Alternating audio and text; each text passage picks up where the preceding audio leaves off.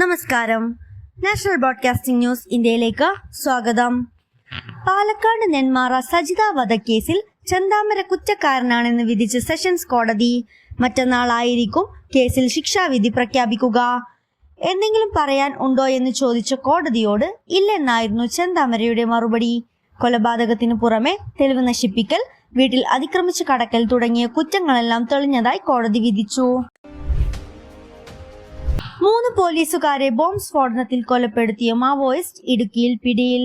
ജാർഖണ്ഡ് സ്വദേശി സഹൻ ടൊട്ടി ആണ് പിടിയിലായത്. NIA സംഘം മൂന്നാറിൽ നിന്നാണ് പ്രതിയെ പിടികൂടിയത്. ജാർഖണ്ഡിൽ നിന്ന് രക്ഷപ്പെട്ട് മൂന്നാർ ഗൂഡാർവിള എസ്റ്റേറ്റിൽ ഭാര്യയോടൊപ്പം അതിഥി തൊഴിലാളിയായി ജോലി ചെയ്തു വരികയായിരുന്ന ഇയാൾ NIA സംഘത്തിന്റെ നിരീക്ഷണത്തിലായിരുന്നു.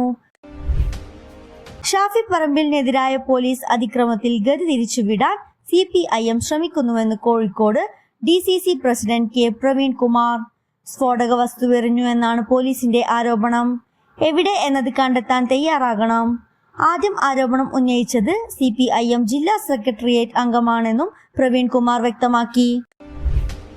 ഭൂട്ടാനിൽ നിന്ന് കടത്തിക്കൊണ്ടുവന്ന വാഹനങ്ങൾ കണ്ടെത്തുന്നതിനായി കസ്റ്റംസ് നടത്തിയ ഓപ്പറേഷൻ നുങ്കോറിന്റെ ഭാഗമായി നടൻ ദുൽഖർ സൽമാനെ കസ്റ്റംസ് നേരിട്ട് വിളിപ്പിച്ചേക്കും.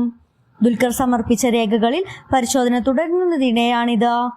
ദുൽഖറിന്റെ അപേക്ഷയിൽ 7 ദിവസത്തിനകം തീരുമാനമെടുക്കണമെന്നായിരുന്നു ഹൈക്കോടതിയുടെ നിർദ്ദേശം. പിടിച്ചെടുത്ത ലാൻഡ് റോവർ ഡിഫൻഡർ വിട്ടു നൽകണമെന്നാണ് ദുൽഖറിന്റെ ആവശ്യം. ആഗോള അയ്യപ്പ സംഗമത്തിൽ ഒരു ദിവസത്തെ പരിപാടിക്ക് 8 കോടി രൂപ ചെലവായതിന്റെ ലോജിക് പിടികിട്ടുന്നില്ലെന്നും ചെലവായ തുകയുടെ വിശദാംശങ്ങൾ ഉടൻ പുറത്തുവിടണമെന്നും കോൺഗ്രസ് നേതാവ് രമേശ് ചെന്നിത്തല. ഏതൊക്കെ ഇനത്തിലാണ് പണം ചെലവാക്കിയതെന്നറിയാൻ ജനങ്ങൾക്ക് അവകാശമുണ്ട്. അയ്യപ്പ സംഗമത്തിന്റെ ചെലവ് സ്പോൺസർമാർ നൽകുമെന്നായിരുന്നു സർക്കാർ പറഞ്ഞത്. പൊളിഞ്ഞുപോയ പരിപാടിക്ക് 8 കോടി നൽകിയ സ്പോൺസർമാർ ആരാണെന്നും ചെന്നിത്തല ചോദിച്ചു. കൂടുതൽ വിവരങ്ങൾക്കായി കാത്തിരിക്കുക. National broadcasting news India. നന്ദി.